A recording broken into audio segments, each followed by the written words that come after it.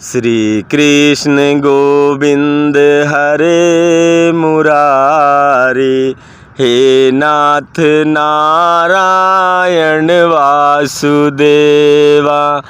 हे कृष्ण माधव हरे मुरारी, हे नाथ नारायण वासुदेवा। श्री कृष्णाय वासुदेवाय देवकी नंदनाय च नंद गोप कुमाराय गोविंदाय नमो नमः। सच्चिदानंद रूपाय विश्वोत्पत्त्यादि हेतवे तापत्रय विनाशाय श्री कृष्णाय वयं नुमः। श्री गिरधर गोपाल हरि, श्री गिरधर गोपाल, श्री गिरधर गोपाल हरि, श्री गिरधर गोपाल। गोविंद गोविंद श्री गिरधारी,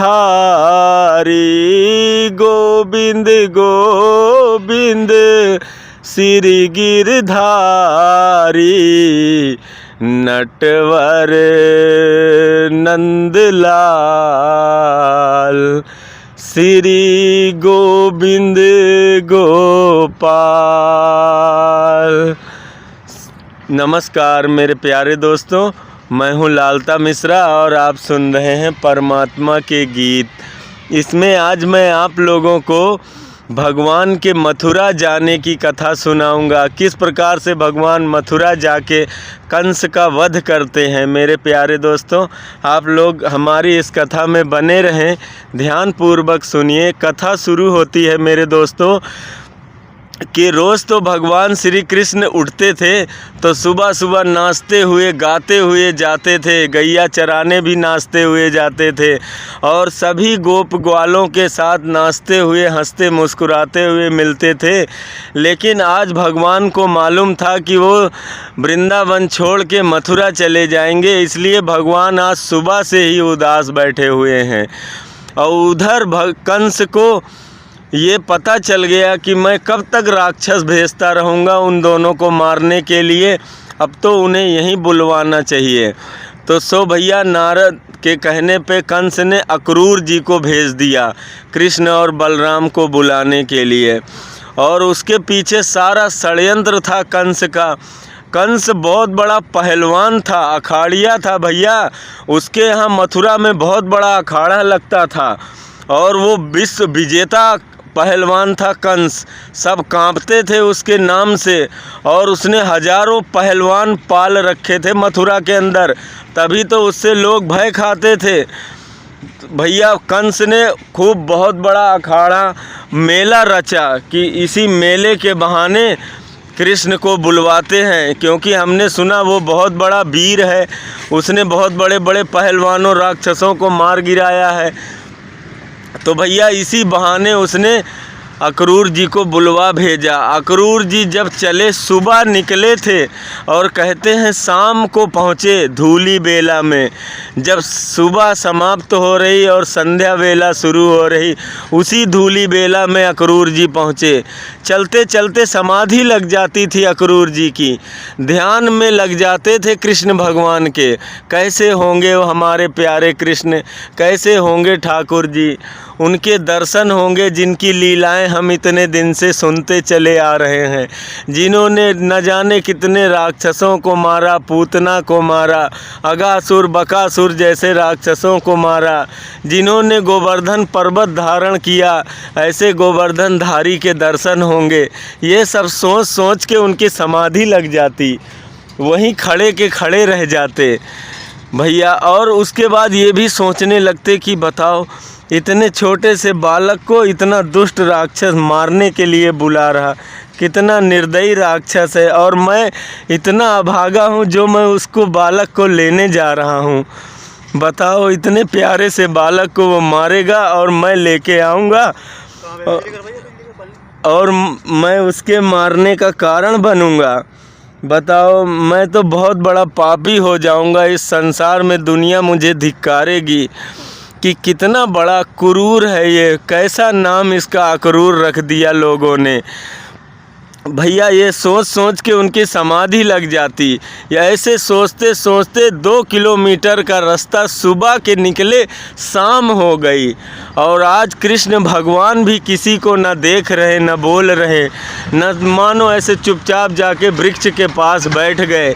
पहले गैया चराने जाते थे तो मार कभी घोड़ा बन जाते, कभी हाथी बन जाते, कभी किसी को अपने ऊपर बैठा के चलते, कभी कंधे पे बैठ जाते, खूब नाचते, खूब गाते, खूब ठिठोलियाँ करते। पर आज भगवान चुपचाप बैठे एक कोने में जाके। एक लाला आके बोला कि लाला क्या हुआ, तू बोल नहीं रहा, आज कोई बात हो गई, तेरी तबीयत खराब है, तू बीमार है, क्या हुआ। भगवान ऐसे ही बोल दे रहे हैं, कुछ नहीं, कोई बात नहीं, कुछ नहीं हुआ। ऐसे चुपचाप बोले, नहीं लाला तू बता क्या हुआ, तू बता नहीं रहा, बता। लोग हाथ पकड़ के खींचने लगते बच्चे, लाला वो ग्वाल बाल ज़बरदस्ती। पर भगवान थोड़ा सा खेलने का नाटक करते और फिर आके बैठ जाते, क्योंकि उनको तो पता है कि आज अक्रूर जी आएंगे और कल सुबह मैं चला जाऊंगा और ये सब जो दिख रहा है ये सब छूट जाएगा। जहां मैं इतने दिनों से नाच रहा हूं, गा रहा हूं, खेल रहा हूं, ये सब जमुना जी का किनारा छूट जाएगा, ये वृंदावन की कुंज गलियाँ छूट जाएंगी, सब कुछ छूट जाएगा। ये सोच के भगवान चुपचाप बैठे हुए हैं और सबको ऐसे गहरी निगाहों से देख रहे हैं। ये गैया हैं, ये बछड़े हैं, ये ग्वाल बाल हैं, ये सब गोपियां हैं, सब छूट जाएंगे। भगवान चुपचाप। और आज जब वापस गैया चरा के शाम को लौट के आते हैं तो चुप, ऊपर किसी को मुंह उठा के नहीं देखते। पहले खूब हंसते मुस्कुराते आते थे लोग, खूब गोपियाँ खूब फूल फेंकती थी, खूब उनका स्वागत करते थे, क्योंकि उनके इंतज़ार में वो लोग बैठी रहती थी गोपियाँ कि अभागे हैं ये गैया, अभागा है ये बन जो हमारे भगवान श्याम सुंदर को अपने पीछे पीछे ले जाते हैं। अगर वो न जाते गैया चराने तो मैं उनको पूरा दिन न बैठ के देखती रहती। गोपियाँ भैया ऐसे बोलती थी और भगवान श्याम सुंदर का इंतज़ार करती रहती थी कि कब वो आएंगी गोपियाँ, भगवान श्री कृष्ण आएंगे और कब मैं उनका दर्शन पाऊंगा। ये सोच के भगवान श्री कृष्ण उनके ही इंतज़ार में खड़े रहते थे। भगवान श्री कृष्ण जब गैया लेके आज भगवान श्री कृष्ण शाम को आते हैं तो सभी गोपियाँ उनके ऊपर फूल फेंकती हैं, पर भगवान श्री कृष्ण उनकी तरफ देखते भी नहीं, चुपचाप नीचे मुँह करके और अपना काम शांत मन से गैया लेके अपना चुपचाप चले आ रहे हैं। और चुपचाप घर चले गए। माँ बाबा आज बोल रहे हैं, लाला आज तू देख नहीं रहा, क्या बात है, बड़ा शांत शांत सा है, किसी से बोल भी नहीं रहा, क्या तबीयत खराब है। क्योंकि मैया भैया भगवान श्री कृष्ण को अगर ज़रा सा जुकाम भी हो जाता था ना तो दुनिया भर के वैद्यों को इकट्ठा कर देती थी। मैया ने दुनिया भर के सभी डॉक्टरों को, वैद्यों को बुला भेजा। मैया ने कहा, मैया तू चिंता मत कर, मोए कुछ ना भयो, मैं ऐसे ही आज थोड़ा शांत रहना चाहता हूँ। तो भैया भगवान ने चुपचाप शांत होके और लेटे रहे वहीं पे। तो और शाम को भोजन भी नहीं किया ढंग से। मैया सब कुछ ला के रख गई खाने पीने के लिए। भगवान बोले, मैया तू रख जा और मैं जो शाम को अभी खा लूँगा। और यूँ कह के भगवान श्री कृष्ण चुपचाप वहाँ लेटे रहे और मैया तो खाना पानी रख के सब चली गई। तो भगवान भैया मैया को जब किसी को पता नहीं चला, न जाने कैसे गोपियों को पता चल गया। गोपियाँ सारी रोती भई आके यशोदा मैया के दरवाजे पे आ खड़ी हुई और ज़ोर ज़ोर की रोने लगी कि हाय मेरा लाला आज चला जाएगा, मुझे छोड़ के कृष्ण आज चला जाएगा। जब ये बात मैया यशोदा को पता चली तो मैया भी रोती भई भागती हुई आई, बोली अरे गोपियों तुम लोग क्या बावरी हो गई हो, क्यों रो रहे हो मेरे दरवाजे पे आके, क्या हो गया, कोई मर गया, क्यों रो रही हो तुम लोग ऐसे फूट फूट के, फपक फपक के। गोपियाँ बोली मैया तो नहीं पता क्या? मैया बोली नहीं मुझे तो नहीं पता। अरे बोली मैया विधाता मुझसे रूठ गया, सुबह श्याम सुंदर हम लोगों को छोड़ के मथुरा चले जाएंगे, मैया तुझे नहीं पता? मैया बोली नहीं सखियों मुझे तो नहीं पता। भैया सभी गोपियाँ भागी श्याम सुंदर के कमरे में, मैया भी भागी। जाके मैया ने देखा तो श्याम सुंदर चुपचाप गुमसुम लेटे पड़े हैं और मैया खाना जो रख गई थी वो सब ऐसे ही रखा भया है। मैया भी समझ गई कि लाला ज़रूर, लाला क्या बात है, तू बता क्यों नहीं रहा?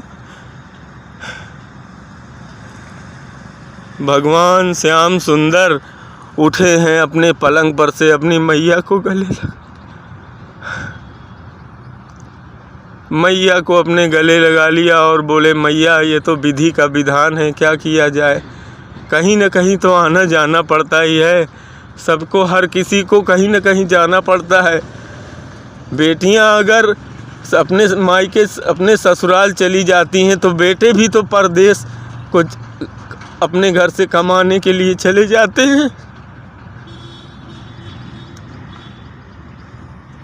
भगवान ने मैया को गले लगा लिया और सारी रात मैया को गले लगाए रहे और खूब परम ज्ञान की बातें बताई, सारी चीज़ें बताई। लेकिन माँ का दिल तो माँ का ही होता है। भैया वो कहाँ मानने वाली मैया, मैया ने रो रो के खूब ढेर लगा दियो। अब तो सभी गोपियाँ, मैया, सारा गोकुल, ब्रज, वृंदावन आंसुओं में डूब गया।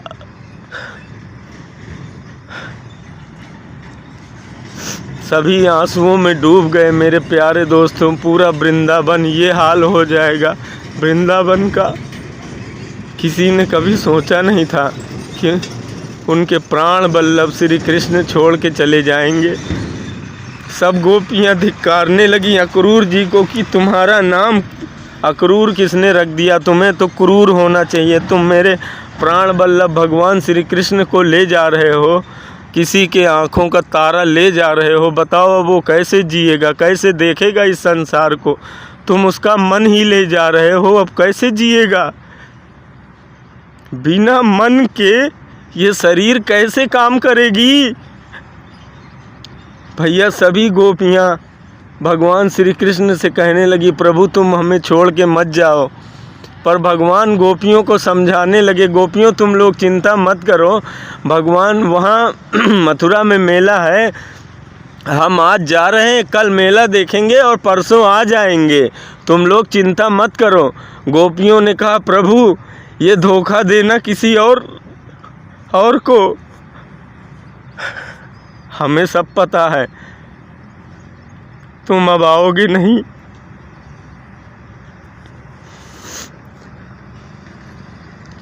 प्रभु तुमने बहुतों के साथ छल किया है, हम लोगों के साथ छल मत करो। हम लोगों का प्रेम तो निस्वार्थ भाव है प्रभु, हमें छोड़ के मत जाओ। भगवान ने गोपियों को खूब समझाया, खूब लाख बहाने समझाए। भगवान ने खूब बताया कि मैं परसों आ जाऊंगा, मैं परसों अगस्त से मैं आमी, मैं परसों आ जाऊंगा मैया।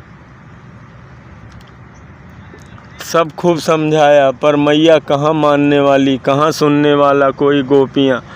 पूरा ब्रज मंडल भैया भाव विभोर हो गया, सब आंसुओं में डूब गए, कोई कुछ सुनने को राजी नहीं कृष्ण की बात। पर कृष्ण समझाते रहे कि तुम लोग चिंता मत करो, मैं परसों आ जाऊंगा मेला देख के। सभी गोपियों को खूब लाख बहाने समझाया अक्रूर जी ने भैया रथ तैयार किया। मैया बोली लाला अब तू जा रहा है तो चले जाइयो, पर थोड़ी देर रुक जा।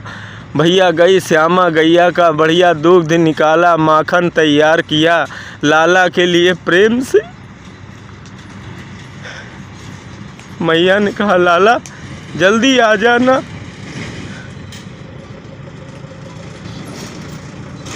भगवान बोले ठीक है। रथ पे बैठे और जहाँ तक रथ दिखता रहा सभी गोपी ग्वाल, मैया यशोदा, नंद बाबा, सभी पूरा ब्रज उनको देखता रहा। थोड़ी देर में रथ मथुरा के से निकल गया, मथुरा के क्षेत्र में दिखाई देना बंद हो गया। अब तो भैया जैसे ब्रज मंडल में सूना हो गया, सभी एकदम चित्त पड़े।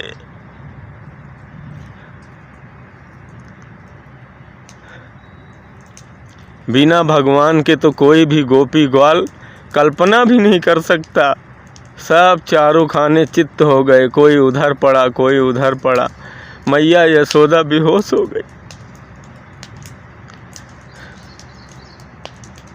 सब रोने लगे, लाला चला गया।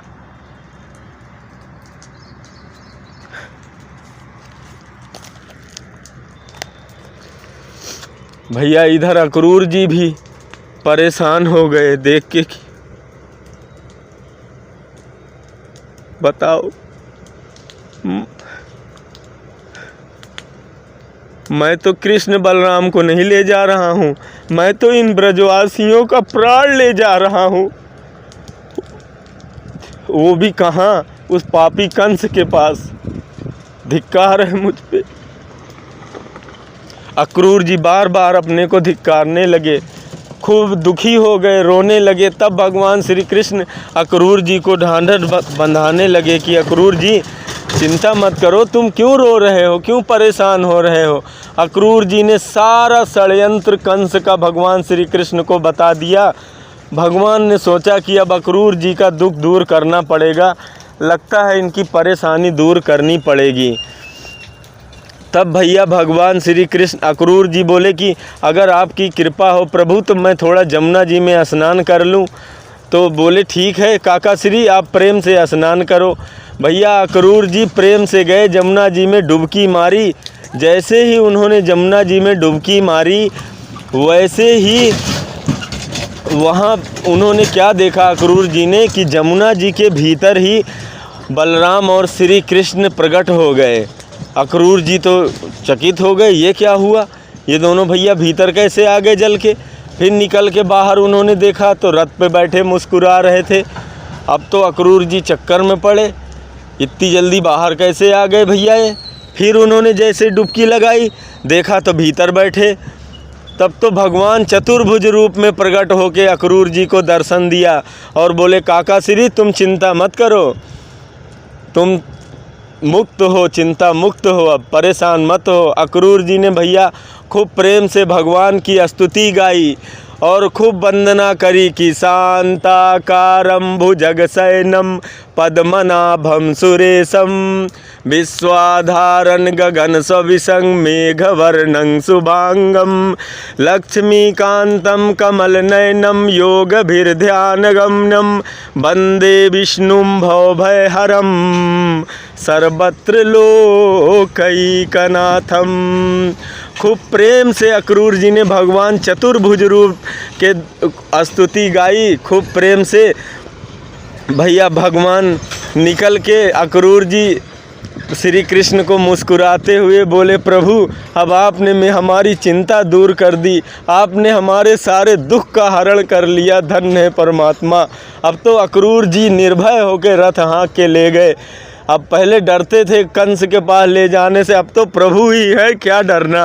अब तो इस सारे संसार के मालिक हमारे साथ हैं, अब डर किस बात का। अब तो प्रेम से ले गए प्रभु को।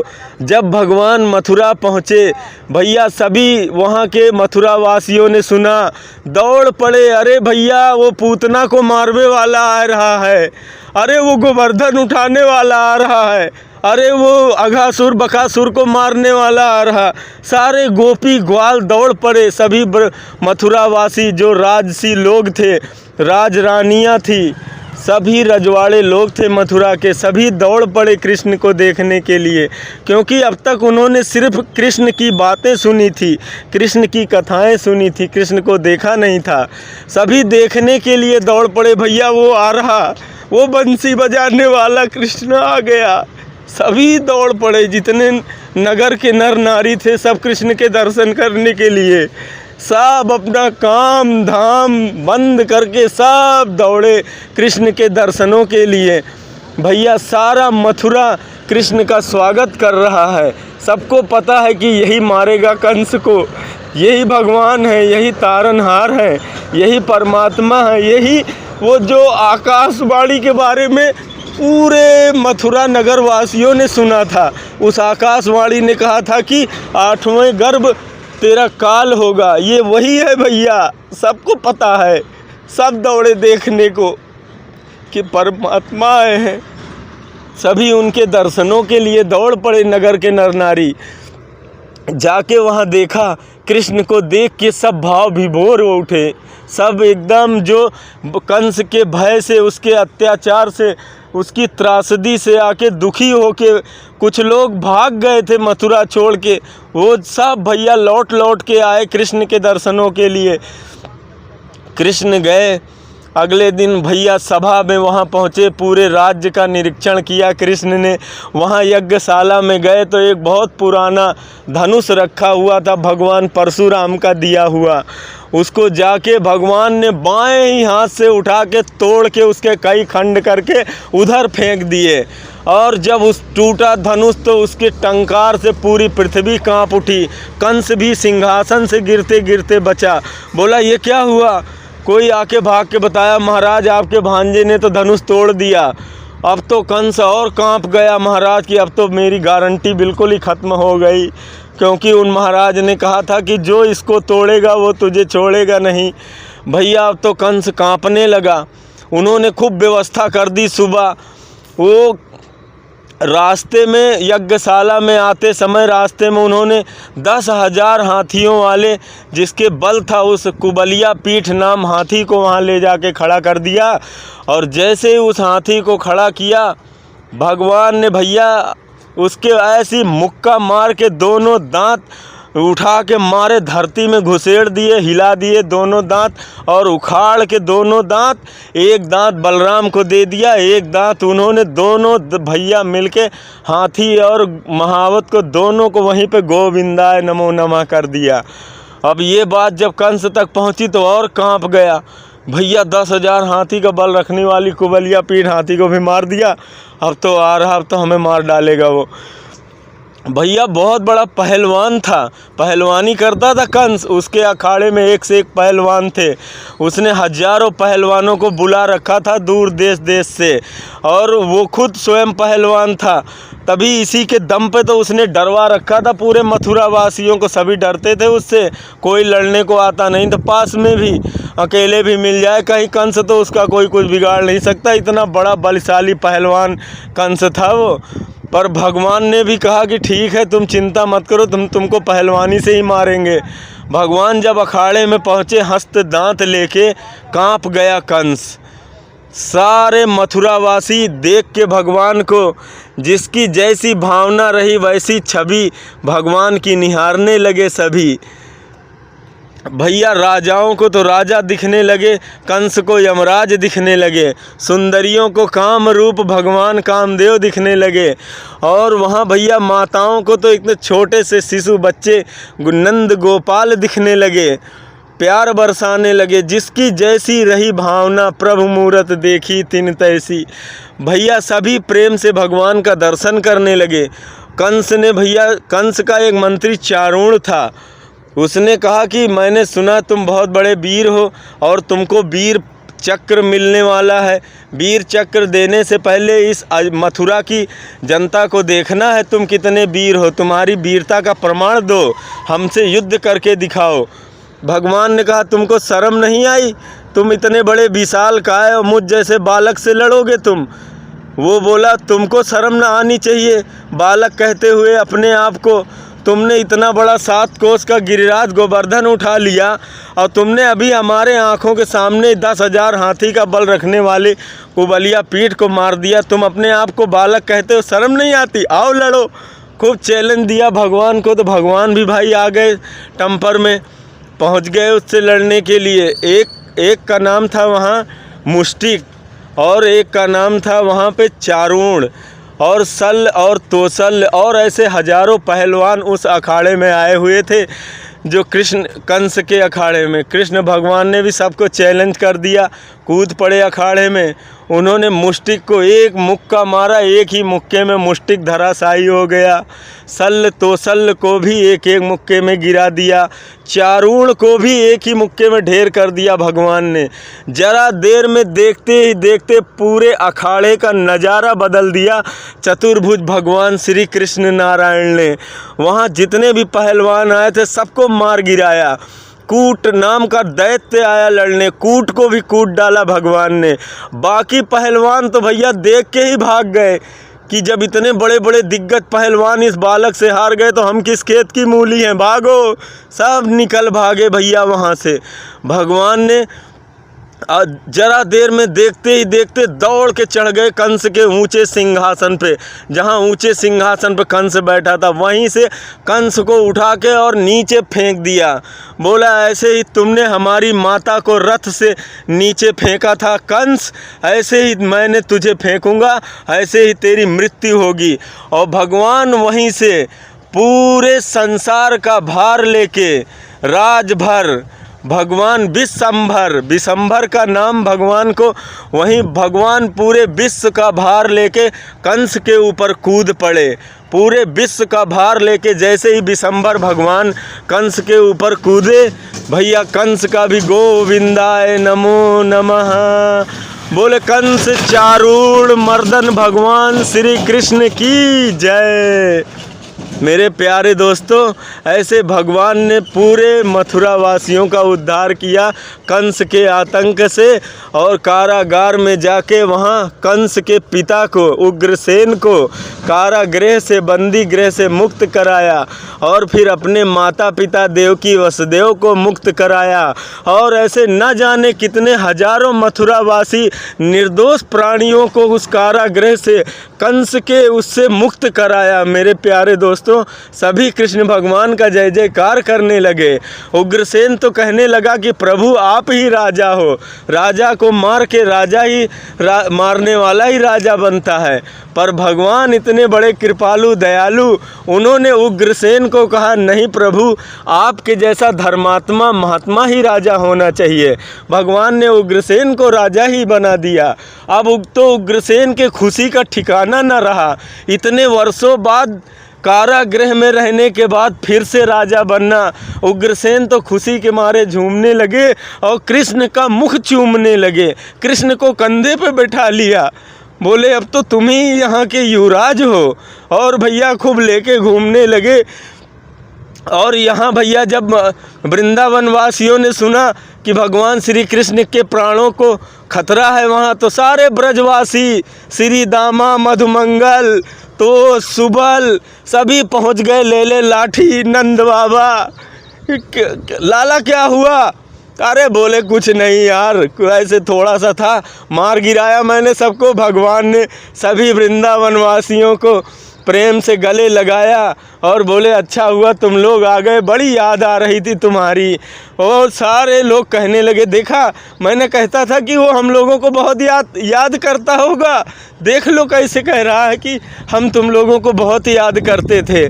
भगवान ने सबको गले लगाया और प्रेम से विदा किया। बोले ब्रजवासियों तुम लोग चलो, यहाँ छोटा सा काम रह गया है, उसको मैं निपटा के जल्दी आ जाऊँगा। मैं भी वृंदावन, मेरा यहाँ मन नहीं लगता, मैं भी वृंदावन आ जाऊँगा। भगवान ने ऐसा आश्वासन दे के सभी ब्रजवासियों को तो विदा कर दिया।